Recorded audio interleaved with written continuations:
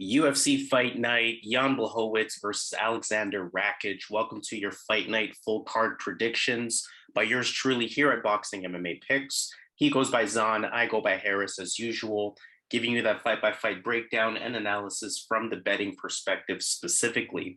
We want to let you know what fights are worth the value, which fights you want to avoid, which underdog has the best shot at winning, and some parlay action towards the end of the video as well. Make sure you hit the thumbs up on this video. Make sure you hit that subscribe button. And most importantly, we want to hear from you in the comments. Now, coming off of a pay-per-view event, this fight night is only 11 fights, but nonetheless, we are going to get right into it. And let's start with fight number one. To open this card up, we have Nick Maximov taking on Andre Petroski. Nick Maximov, split decision win over Punahele Soriano back in February. Still an undefeated fighter, 8 wins, 0 losses. He has a solid ground game. Going to look to take the fight to the ground by any means necessary, so expect a lot of chain wrestling out of him. He has strong top control, good ground and pound, has a few submissions to his name as well. I think he's a brown belt, if I'm not mistaken. Good thing with him is that even with that wrestling pace, cardio is not a concern. He can definitely keep going for 3 rounds at the same pace in round 3 as he is in round 1. Striking, still a little bit green. Throws one punch at a time. He'll shoot right away rather than keep the fight on the feet. But he's a young fighter, I think only 24 years old. So he's an improving fighter. And I mean, we don't know how he looks from February till now. I know it's not the longest time period, but he is somebody who can potentially improve that area of his game. Andre Petroski, on the other hand, he's on a 2-fight win streak. He beat Yao Zhanghu in October. He's a southpaw on the feet, primarily hands in the stand-up. Does like that body kick. Good aggression, good pace with Petroski. He can wrestle as well. Of course, as we know, he can land that takedown. He has decent top control. He's very comfortable on the ground. That's definitely his strength. His pace was improved in his last fight, but his cardio wasn't. That's still a big red flag with him. He started to gas out after 1 round. Again, the pace improved. He was still able to do some things to make sure he won that fight, but he's somebody who looks visibly tired really after 3 or 4 minutes, never mind the first round. Again, there's a huge discrepancy in cardio here. And I don't think I need to look much further than that in terms of making a pick. You look at Maximov taking on the bigger threat in Punahele Soriano, and Maximov used his cardio and his continuous wrestling approach to wear on Soriano and win that fight. I expect a lot of that same thing to happen here. On top of that, I don't think Petroski's stand-up is strong enough or threatening enough the way that a Punahele Soriano's was necessarily. He's going to play wrestling because that's his strength as well. And simply put, his gas tank is going to go out way before Nick Maximov's does. So I can see, Nick Maximov being the big favorite here for a reason. I like him here. Too much cardio. Wrestling is just as good, if not better. And he should wear on Andre Petroski as this fight goes on. Yeah, this is it's a tricky fight because Petroski, I think he's going to be the better wrestler. It's a wrestler to me in Petroski versus the grappler wrestler in Nick Maximov. Nick's going to have the jiu-jitsu advantage. He's going to be the better ground fighter. But I think in pure wrestling, I think Andre is the better wrestler. As well, in the striking, I think in that first round, Andre throws with some heat, right? So he definitely can knock Nick Maximov out in that first round. But like you, I agree that the cardio is a big difference in this fight, that as the fight goes on, Andre's going to slow down and Nick just keeps going. That alone is why I'm going to go with Nick Maximov. I think he's going to get his grappling going in the middle or even early first round. And after that first round, I can see Andre slowing down. And then Nick's just keeps up that pace, right? He trains with the Diaz brothers. So, cardio is something that he has. And against a guy like Petroski, who has bad cardio, and this is going to be a grappling match, it looks like, I can see Nick Maximov coming on top here. So I see why the odds are like this. It's because of the cardio. So I'm going to go with Nick Maximov, but the odds are it's too much money to put on him, right? So I wouldn't bet it, but I think Nick Maximov gets it done. Second fight, Tatsuro Taira versus Carlos Candelario. This is a fight that was supposed to happen last week. We actually did break this down already. So really, I'll just kind of go through some of the same points. UFC debut for both fighters. Tatsuro Taira, he last competed in November. Carlos Candelario last competed in Dana White Contender Series in August, actually coming off of a loss in that performance. Back to Tatsuro Taira, when you watch his last fight, he looks very comfortable on the feet, a lot of fakes and feints. He's very patient, fights from distance, seems to be light on his feet, really sharp calf kicks to go along with that. He picks his shots really well, more on that methodical, technical side of things as a striker. And he's even shown me, really good ground IQ, good effective takedown entry, effective takedowns, and 4 minutes worth of top control in one of his fights that I was watching that ended up in a submission victory. To that point, you look at his record there at 10-0, 5 of those wins are via submission. So for as good as his stand-up is, he seems to be a pretty well-rounded fighter. Carlos Candelario has a boxing background. The hands are sharp. The hands are quick. He can put combinations together. He has good punch IQ. Takedown defense is not the best, which could be interesting in this one. Again, it's a debut, so that alone is going to tell you that anything can happen in the fight in some ways. Either fighter can win in some ways. I mention it all the time. We don't know how fighters look in their debut. It's typically their second fight that we can expect them to be themselves. But the way that I'm looking at this fight, Taira really is just a better overall MMA talent, whereas Carlos Candelario, a little bit one-dimensional comparatively. For me, Taira can maintain distance on the feet. I think he can effectively use kicks against a boxer in Candelario. I think he can resort to a ground game as well as needed. Outside of this fight being debuts for both fighters, skill-wise, I feel Taira is a pretty safe pick. So again, similar breakdown last week, but had to refresh the commentary this week. Tatsuro Taira is going to be my pick. Yeah, I'm going with Tatsuro as well. I like this kid. He's going to go out there. He's going to grapple, and this guy can grapple for 3 rounds. He looks to get the finish as well. The striking is not going to be pretty close. But again, the grappling, I just see Tatsuro getting this to the mat, and again, he goes for that finish, which is what I like to see in young fighters. So I like Tatsuro. I think he has potential here in the UFC. So I'm going to go with him to get this done with his grappling. Let's look at fight number 3. We have Virna Jandiroba versus Angela Hill. For Virna Jandiroba, she lost to Amanda Ribas back in October. She's a BJJ black belt. We know that she's a ground and a grappling specialist. Really tight top positions, really quick submissions. Good submission average on a fight-by-fight basis. Kind of green on the feet still. She does move a lot. She does have decent in and out movement. She does have decent movement around the cage. She does fight from the outside. It's just the hands don't really go along with it. The hands aren't really the best. She's not really the most active striker, the highest IQ striker. She doesn't really have the best striking defense, etc. And cardio, it might be questionable. I'm watching some of her fights as we head into, the second half of the second round, as well as the third round. She's somebody who does look visibly slowed down. And I'll get to what that means momentarily. For Angela Hill, split decision loss to Amanda Lemos. I mean, that seems to be the name of the game for Angela Hill, I should say. We know that she's always in close fights for whatever reason. She seems not to get the favorable end of the stick in those fights, in those situations. She's good on the feet otherwise. Good speed, good continuous movement, good quick feet, moves very well laterally, uses a lot of fakes and feints to set up her attack. I like that she throws punches in combinations. It's usually more than one at a time. Really effective clinch, going to some of her accolades. She is a Muay Thai fighter. She is a two-time North American champion in terms of her Muay Thai.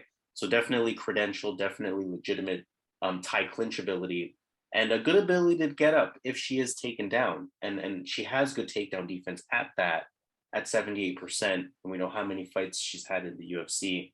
And really good cardio, which again, could be a discrepancy in this fight. I'll keep the prediction part of it short, though. I like Angela Hill in this spot. The strike and discrepancy, I think, should be a little bit too much. I think Angela Hill's speed can help her avoid that takedown. The thing with Jandiroba is that, in terms of her cardio, as her cardio goes, so does her takedown attempts. So does her attempts to bring the fight to the mat. So I think that's going to be a key for Angela Hill. She might lose round 1. I almost expect Jandiroba to win round one, and I expect Hill's grappling to be good enough to stay out of danger. That's kind of the most credit I'll give her from that perspective.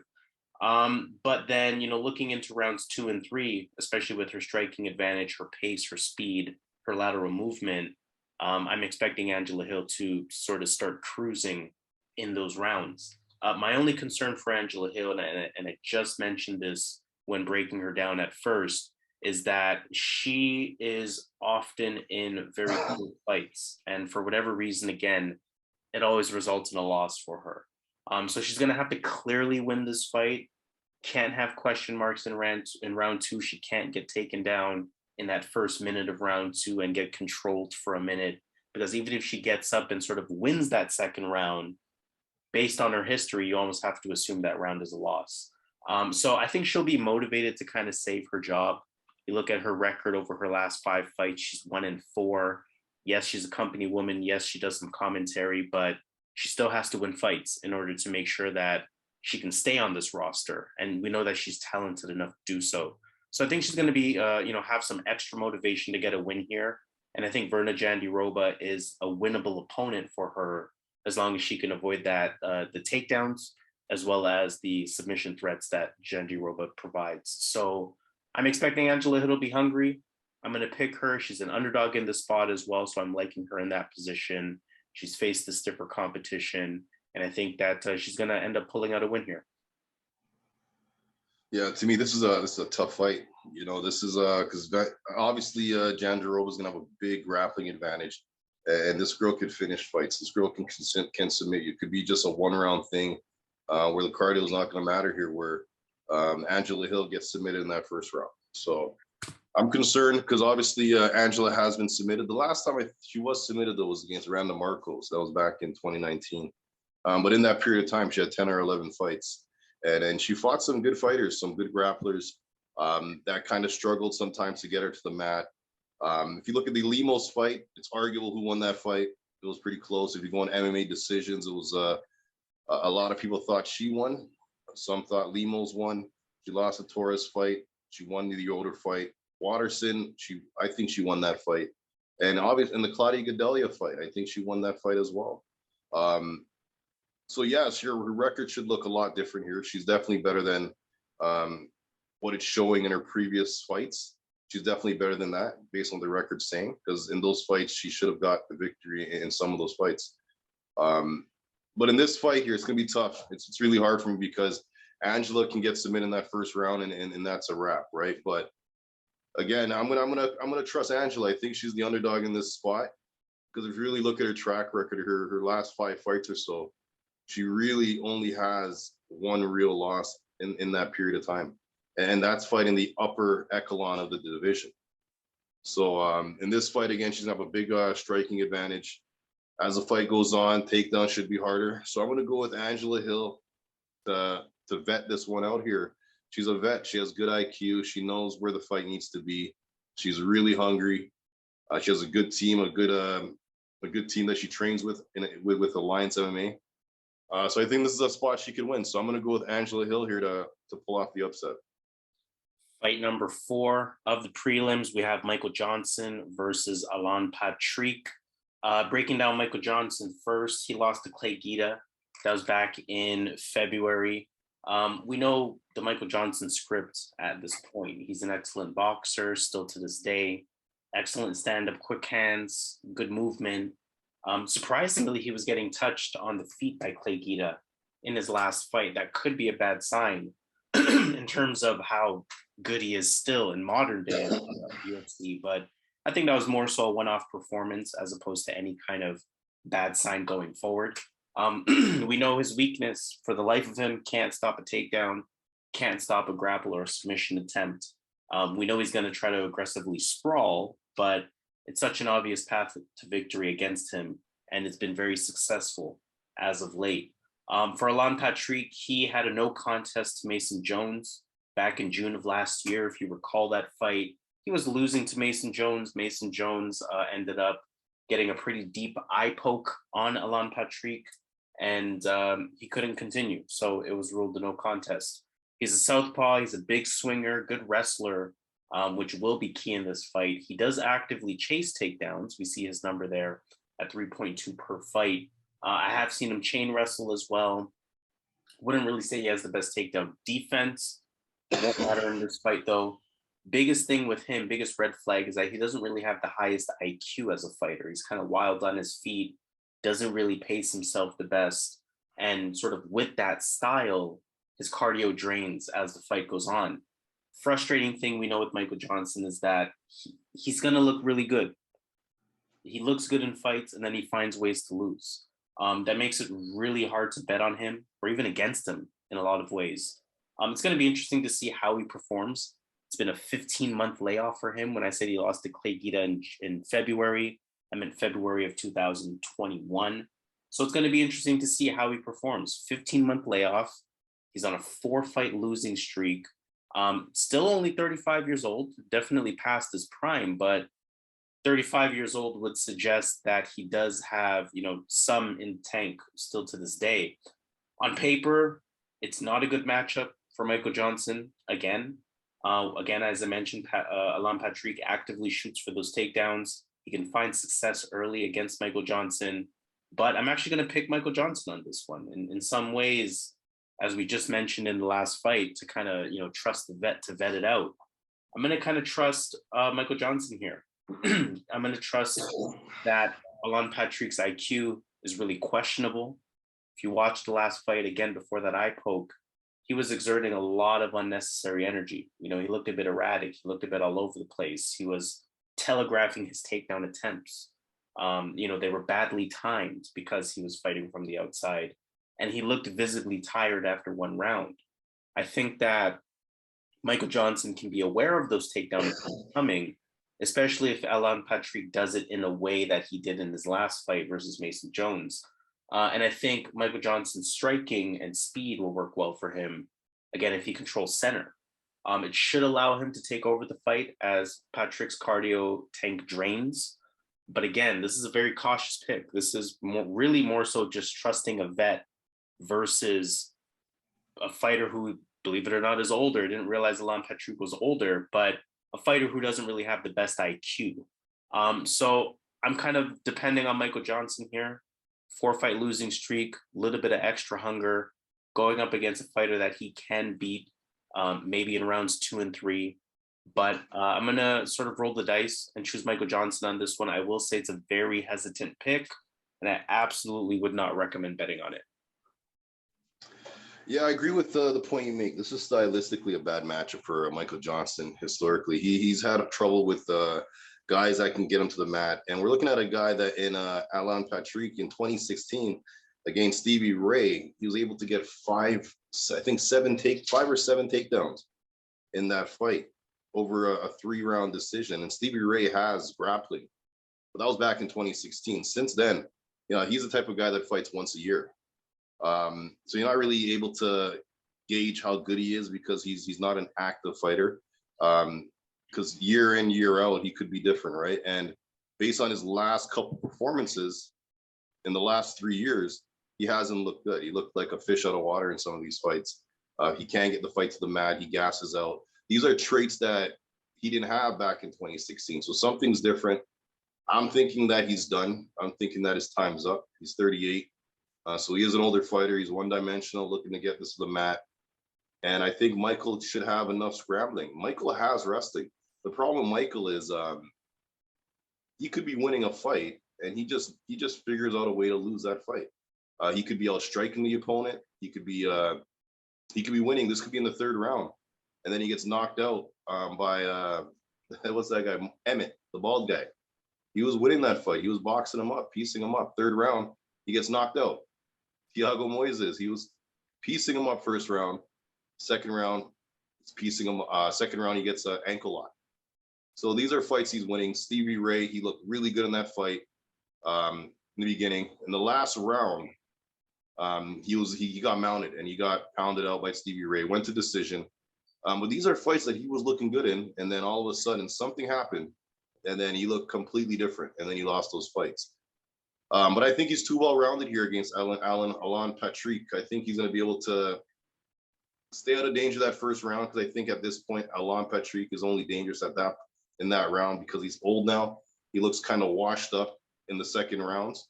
And I think Michael knocks him out. I think he tags him. I think the striking is going to be too much of a difference here.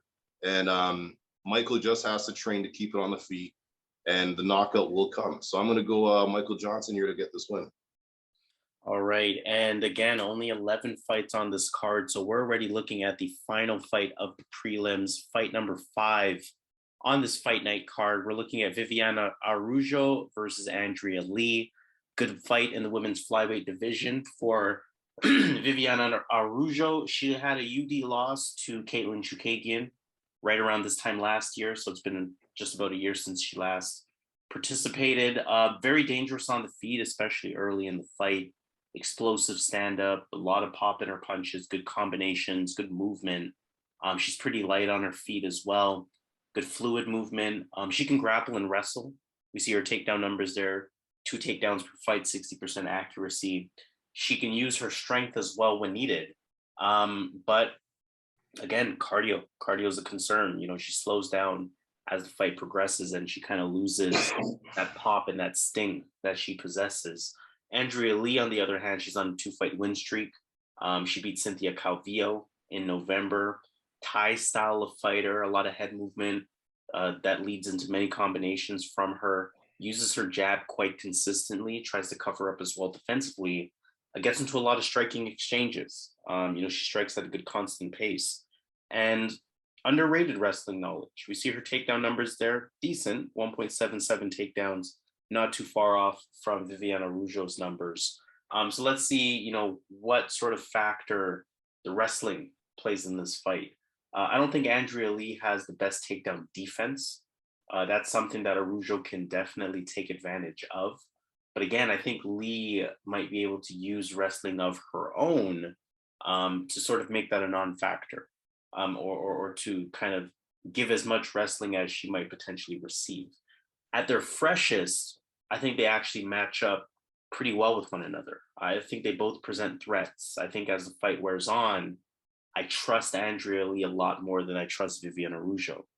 And, I say that because I expect Andrea Lee to have a lot more activity, a lot more output.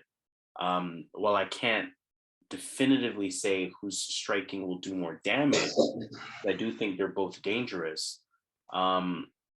I also can't definitively say who has maybe the better wrestling or grappling either. That's going to make me go with Andrea Lee. Again, I just expect her to be more effective, more output, more, the much better cardio tank, more aggressive, just kind of going out there and winning the rounds, as opposed to Viviane Araujo, where kind of after that round 1 threat, or after that early round 1 threat, she starts to look like a mediocre fighter. So I like Andrea Lee. I think she's going to out grit, and really kind of do what she has to do to win some close rounds. But this is a good fight. This is a tough matchup. This is borderline a pick'em. Viviane Araujo is the smallest of underdogs, but I do like Andrea Lee in this spot. I think she just has a little bit more to offer, again, especially as the fight wears on. Mm-hmm. See, for me, I think when you look at every metric in a fight, I think that Viviane Araujo, I think she's the better fighter. I think she's better everywhere. Striking, I think she's better. I think she's the better wrestler. I think she's the better grappler, the better judo player, I think she's the better fighter in the clinch. I think she's better everywhere. Skill-wise, I think she's better. And I think that the striking, you would say Andrea Lee is the better striker, but I like Viviane Araujo's movement. She moves around a lot. She can avoid a lot of strikes because of her movement. But like you said, she gasses, and that's because she does a lot of movement, and then she throws a lot of shots into each strike.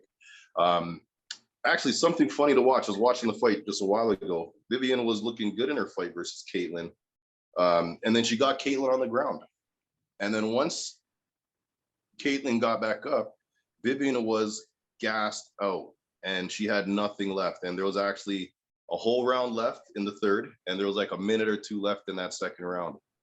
So her cardio, if some grappling does happen, if Viviane does take Andrea Lee down at some point in the first round, it might benefit Andrea Lee because just like that last fight, once she did some grappling, she had nothing left.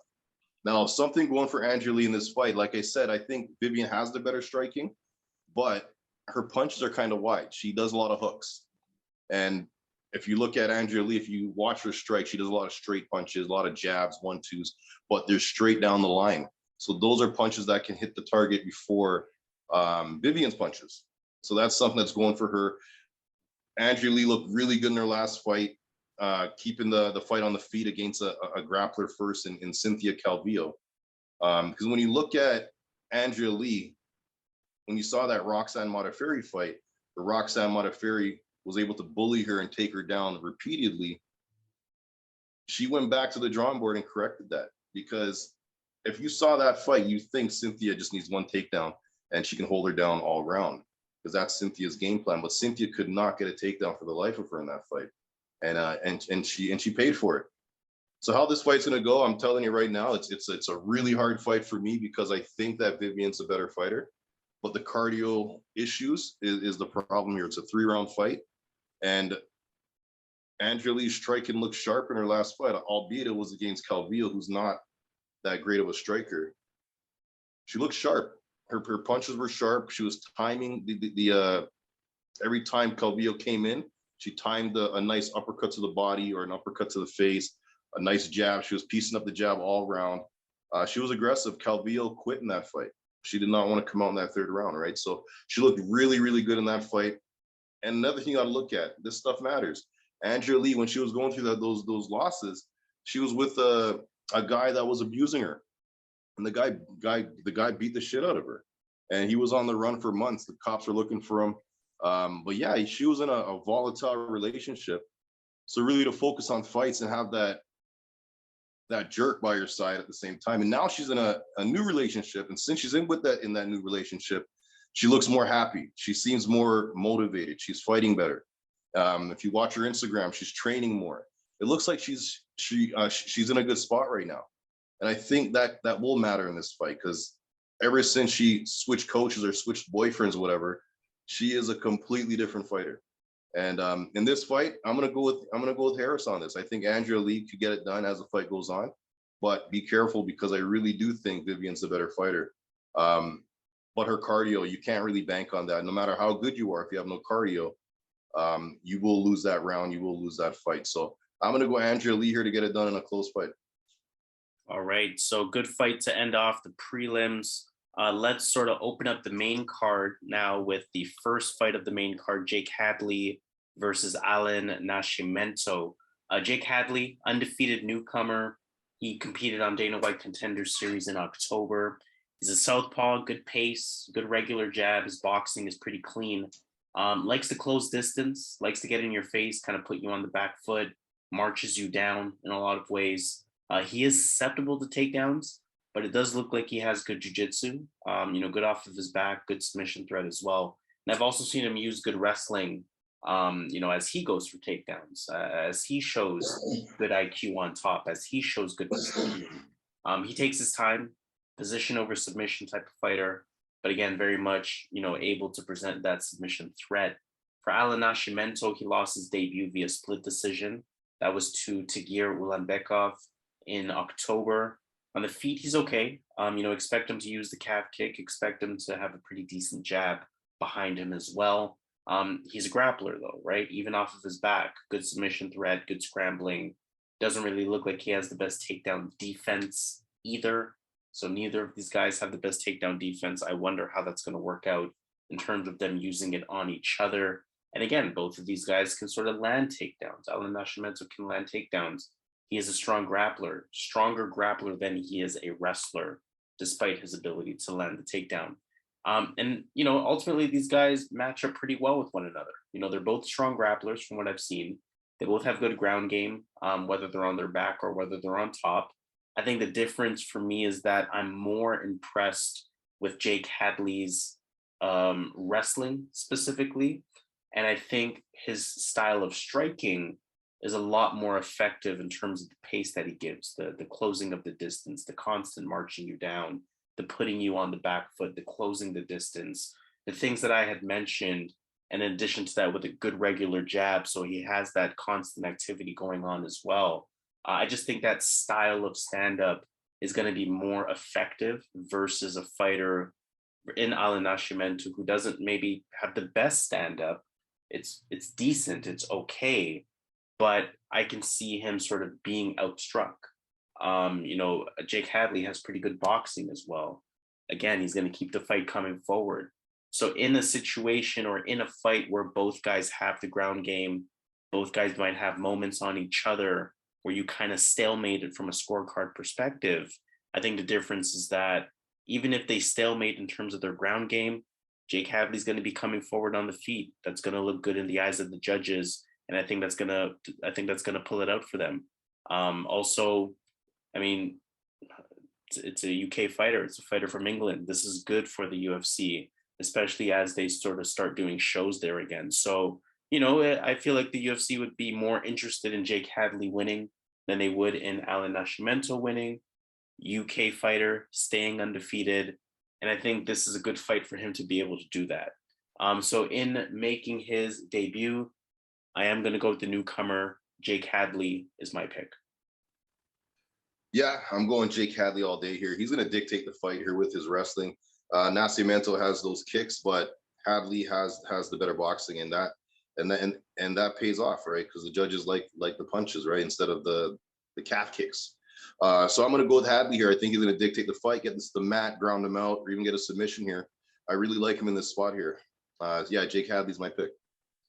All right, so let's move on then to the second fight of the main card. We have Frank Camacho versus Manuel Torres. Frank Camacho, 2 losses in a row, although he hasn't competed since June 2020.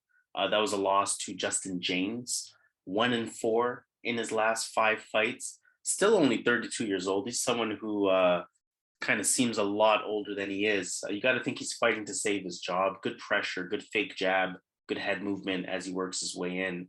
Bit of a brawling style, definitely willing to engage, decent on the feet, although I'd say he's not really the most technically sound fighter. Throws 1 strike at a time, especially that body kick that he really likes. He can be taken down, 72% defense on paper, but we've seen him taken down pretty easily at times. Manuel Torres is making his UFC debut. He's coming off of a 3-fight win streak. He competed in October on Dana White Contender Series. Good long jab, mixes in the kicks. He's a striking coach at his gym. So expect him, if nothing else, to at least bring solid striking IQ to his approach on the feet. He's a good grappler, good BJJ. He can defend takedowns. He can really threaten the submission. And that kind of provides a very tough fight here because, again, you're looking in the veteran in Camacho versus a newcomer. Hard to say. Camacho can sort of just out-experience him, bring the pace, bring the aggression, kind of catch Torres off guard, especially for his debut. But I think Torres' striking IQ is good enough to avoid that early threat. And I think at some point that's going to allow Manuel Torres to kind of pick Frank Camacho apart on the feet here. I understand the threat that Camacho provides, but from a talent perspective, I'm not too impressed with him in terms of his technical ability. Whereas Manuel Torres, I was pretty satisfied with what I saw. Might sound crazy because I'm going with the newcomer over a bona fide vet, but the newcomer's who I'm going with, and I see that he's a slight favorite. So I think Vegas is kind of agreeing with me here. Manuel Torres is going to be my pick. Yeah, it's hard to go with Camacho, man. He's been losing a lot of fights, and his chin seems to have failed him. If that Justin James fight, I was really let down. I had Camacho winning that fight all day of the week, and he got knocked out like in a minute. So his chin's not there. And Manuel Torres has sharp striking. My only issue with Manuel Torres is defensively. His hands are down a bit. His hands are down, and his head's pretty much right there to get hit. He fights like the longer fighter, so at range he's gonna be the better striker. I think this will be a striking match. However, I see Camacho having success if he gets in close. I think he would be the better inside striker. So when it gets close, but I think Manuel Torres. I just there's something about this guy. He looked good on the Contender Series, even though the eye poke and But I like the fact that he just went for the kill. After he eye poked the guy, referee didn't stop it. So he just went in there and just killed the guy, right? So I like that about him. That was good. So, but before that, he was piecing the guy up. He was going to win that fight anyways. In this fight, the longer fighter, I think he's going to touch that chin.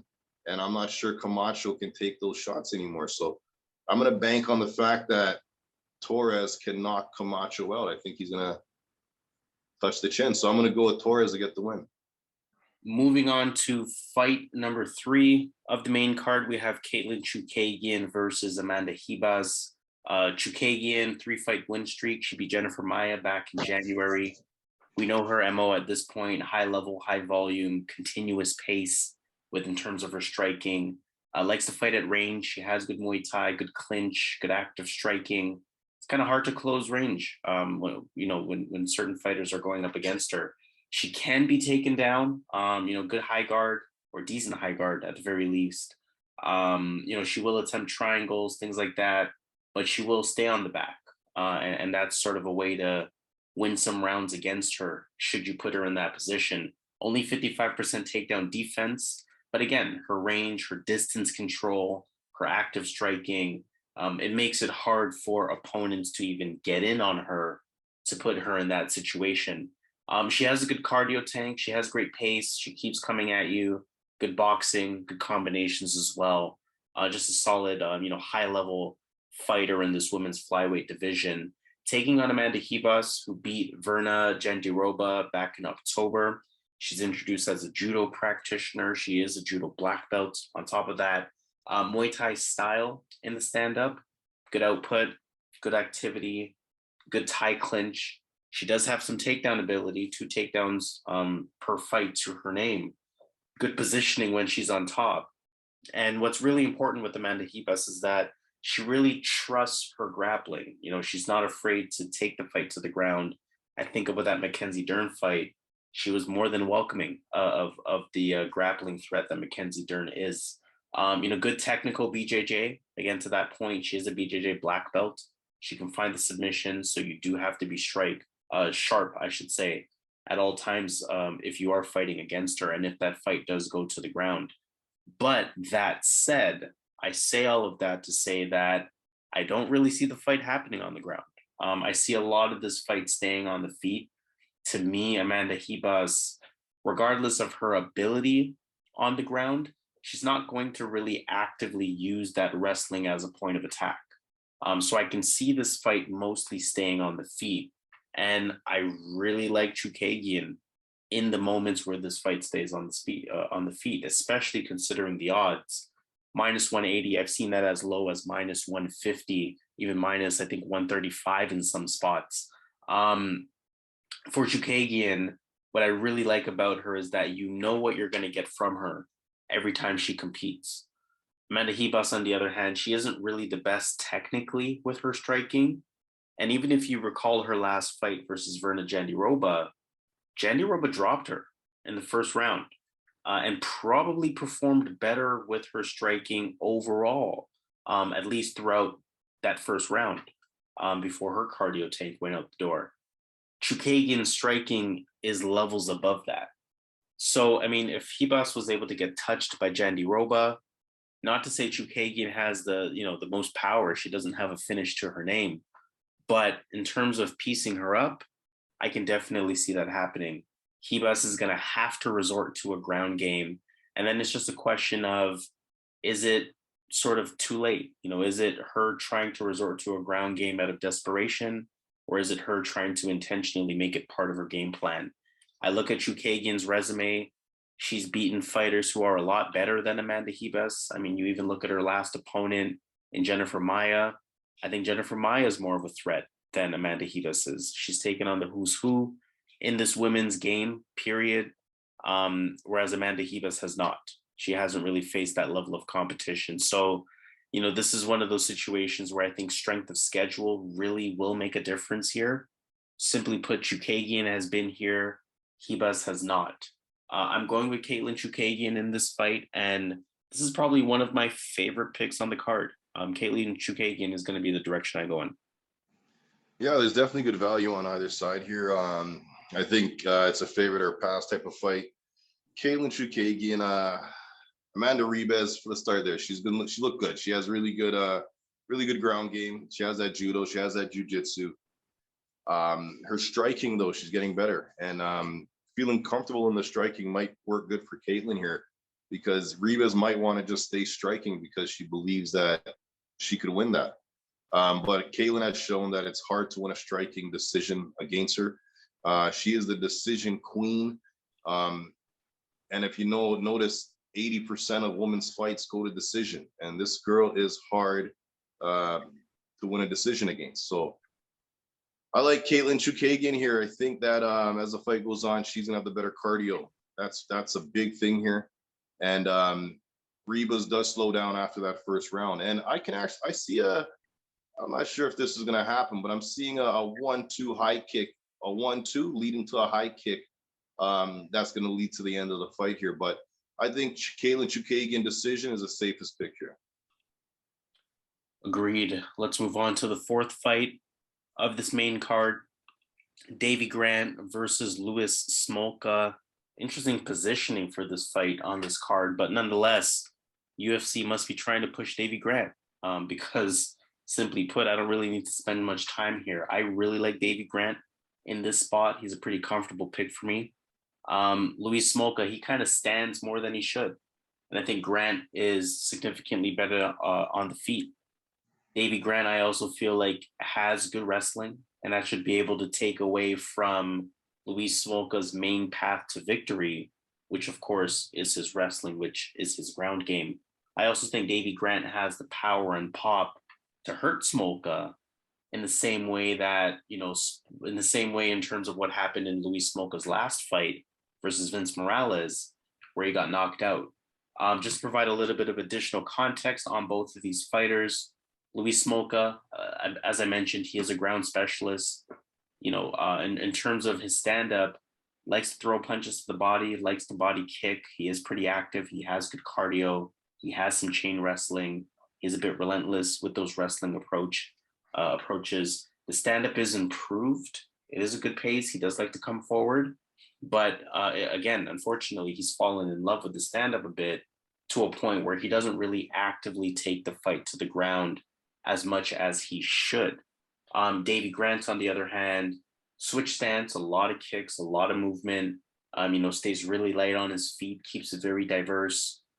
He himself has fallen in love with his striking, although it is, a much better level of striking in comparison to Louis Smolka. But as a result, we haven't really seen Davey Grant's ground game in his last few fights the way that we know that he has. He has good takedowns. He is a pretty solid grappler as well. Not too highly credentialed. I think he is only a purple belt, but definitely has shown good IQ in terms of his grappling. So again, like I said, Davey Grant is my pick. Better striking, probably better wrestling, if not, equal wrestling to nullify Smolka. I would say Smolka maybe is the better grappler, perhaps, but I'm really seeing that being a threat here. Davey Grant all the way on this one. Yeah, Davey Grant all day, man. Like all day, next week, next month, next year. This guy, when he came into the UFC, remember, he was grappler first. This guy was taking people down and exploiting their holes in their ground game. He made it to the Ultimate Fighter finale. That's how good he was. And lately, he's been hurting people, knocking people out. Even in fights he's losing, he lost to what's that guy's name? That striker. Adrian Yanez. Yes, in that fight. He looked good in that fight. In a fight that I thought Adrian Yanez, he was probably like 1.30 odds. I thought he was going to walk in there and just get it done with plus 400. Minus 400 odds. No, the fight, I was on my seat. Adrian Yanez definitely won the fight, but it was a hard fight. And Louis Smolka, I'm sorry, I don't think he's good. I don't think he's a good fighter. If you have no grappling at all, I think he can take advantage of that. But in this fight, I see Davey Grant being the better striker. I see Davey Grant holding his own in the grappling. Davey Grant likely has the better wrestling, and that's a big thing for Louis Smolka to get it to the mat continuously. But Davey Grant, I can see him going to the takedowns. I can see Davey Grant knocking him out on the feet. too much paths here to win this fight. So I like Davey Grant here. He can also get a submission, right? So Davey Grant's my pick. All right, let's move on to the co-main event of the evening. In that case, we have Ryan Spann versus Ion Cutelaba. For Ryan Spann, lost to Anthony Smith. That was back in September. Stand-up is decent, methodical pace, uses an active jab, solid 1-2, jab straight. Not really the most active striker, however. He does have some pop. You know, he might have a questionable chin based on his last fight. He has been finished as well a few times in his career, so that's something that could be something to watch, especially going up against Cutelaba.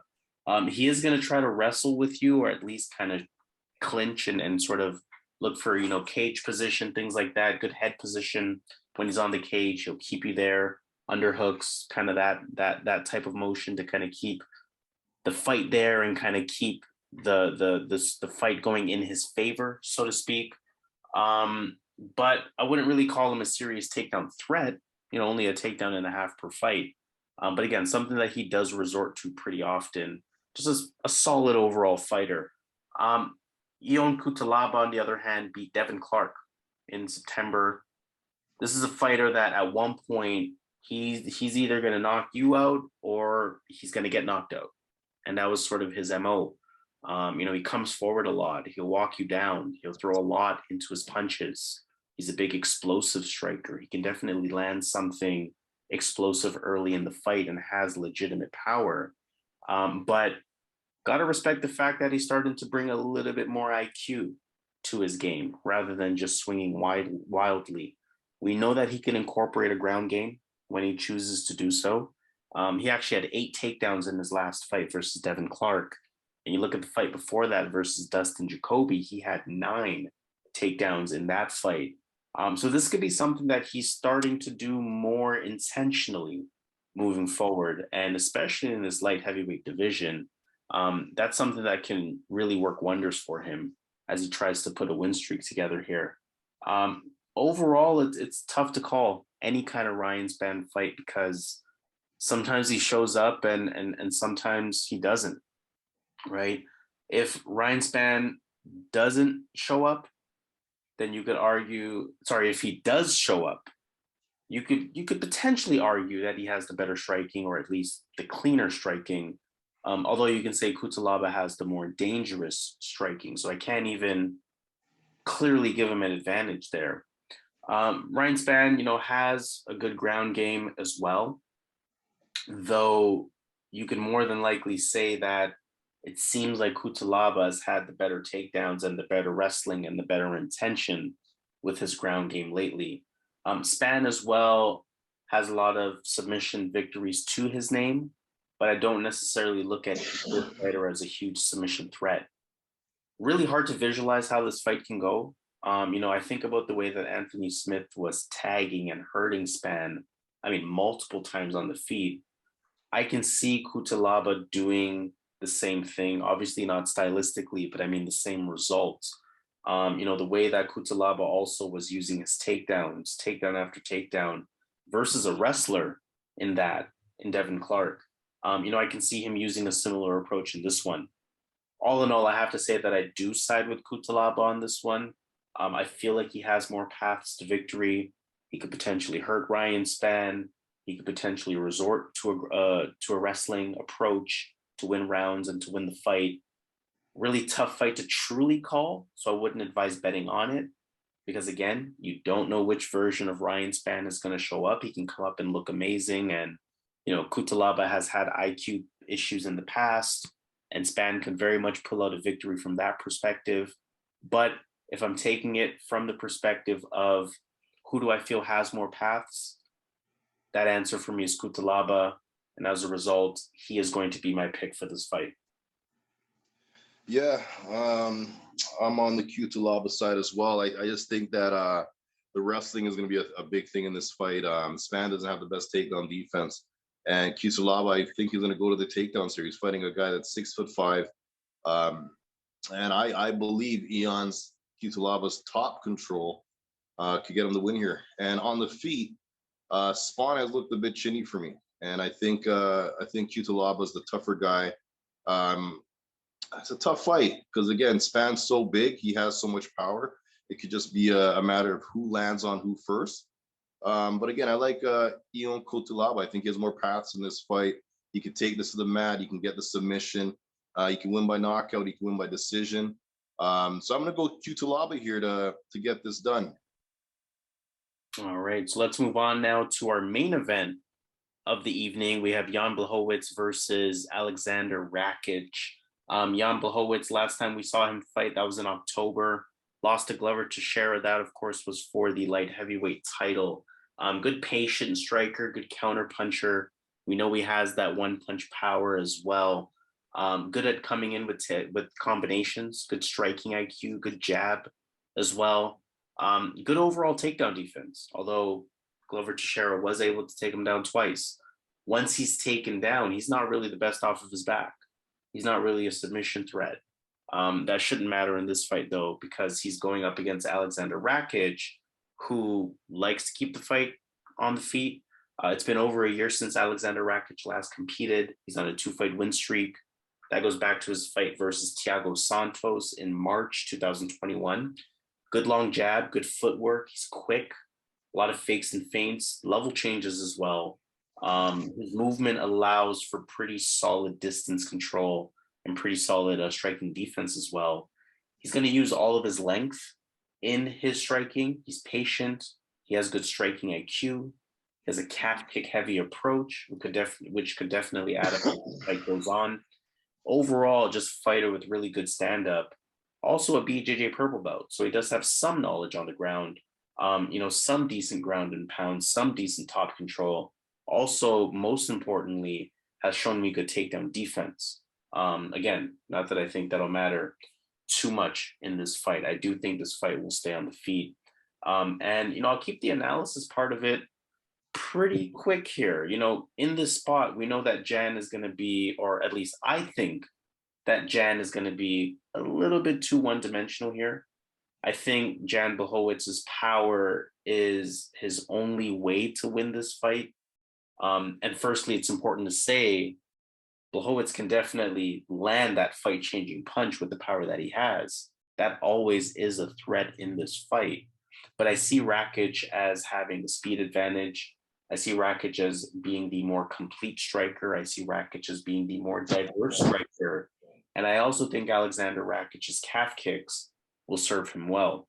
I can see Aleksandar Rakic outstriking Jan Blachowicz virtually all fight. Maybe not dominating him, maybe not even hurting him. But I think it'll be very clear who's winning these rounds with no real answer from Jan Blachowicz, again, other than using his power for some kind of fight-changing punch. So I think this is Aleksandar Rakic's fight to win here. I think this is a very favorable matchup for him. Obviously, these are light heavyweights, so anyone can land anything at any time. But if this fight goes on without that sort of one punch, change the whole course of the fight type of action, I'm going to go with Aleksandar Rakic at least 7 times out of 10, just stylistically in this matchup. And this is going to be one of those 7 times. Aleksandar Rakic is going to be my pick. Yeah, this is a tough fight for Jan Blachowicz to come back to. This is a really hard fight. This guy, Jan Blachowicz, I really think he only has a puncher's chance, similar to the Corey Anderson fight he had. Corey Anderson was winning that fight, and then he got caught and got knocked out. I think that's the only way Jan Blachowicz could win this fight. I think that Aleksandar Rakic is, I think he's technically the best fighter in that division. I think he's going to be a champion. It's just a matter of time till he gets the fight. First off, he won that Volkan Oezdemir fight. That was a complete robbery in that fight. So he really hasn't lost in the UFC. And this guy can do everything. I think in this fight, he might go to the takedowns. I think he's the better wrestler. I think he's a better striker. Technically, he's going to be the taller guy. Again, I only think Jan Blachowicz has that puncher's chance. I think outside of that shot, that punch, I think Aleksandar Rakic beats him everywhere. So I like Aleksandar Rakic here to get this done. All right, let's move on to Vegas. Let's consider the entire card, of course, and let's take a look at some underdog action. Which underdog do we feel has the best shot at winning their respective fight? I want to roll with Angela Hill. Yep, I'm going to echo that. Angela Hill is also my underdog pick. I mean, again, you have to think she's fighting for her job in some ways. She's fighting for relevancy in some ways, and she's facing an opponent that she should out cardio. So that's going to give her a good chance to get that done. And in terms of favorite picks, who are you taking a look at? I'm looking at Tatsuro Taira. Yep. I'm looking at Jake Hadley. I'm looking at Davey Grant and Aleksandar Rakić. Davey Grant and Aleksandar Rakić. So that's going to be 4 fights: Tatsuro Taira, Jake Hadley, Davey Grant, and Aleksandar Rakić. Those fights are ranging. You know what? Sorry. Take away Tatsuro Taira, put in Nick Maximov. I know I said I was concerned in that fight, but the cardio is a big difference. So yeah, take off Tatsuro and add in Nick Maximov. Sorry about that.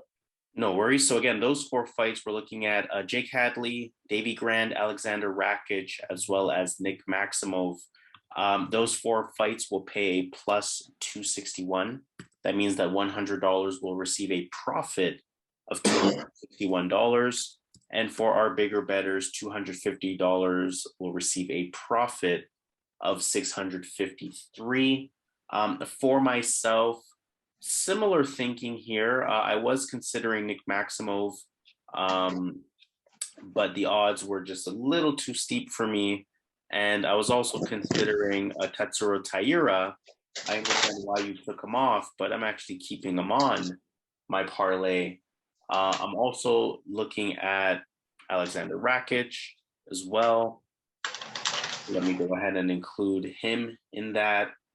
And the 2 other fights that I'm looking at here are Davey Grant, as well as Katlyn Chookagian, who I mentioned again, at least based on value, is probably my favorite pick on this card. That'll be a plus 336. $100 will receive a $336 profit in that case, and $250 will receive a profit of $840. So the name of the game here, of course, for this card, there could be some parlay action available, and hopefully our picks have helped guide you in that direction. But let's officially sign off on that note. Of course, make sure you hit the thumbs up on this video. Make sure you subscribe to the channel here at Boxing MMA Picks. And most importantly, we want to hear from you in the comments. Let us know how you feel about our picks. Let us know what picks you are considering. And, let us know what parlay you end up picking as a result of listening to our picks. Officially signing off, this has been UFC Fight Night. Jan Błachowicz versus Aleksandar Rakić. Of course, your full card prediction video presented by yours truly here at Boxing MMA Picks. In our usual fashion, he goes by Zan, I go by Harris. Let's get this money. Let's get the bag.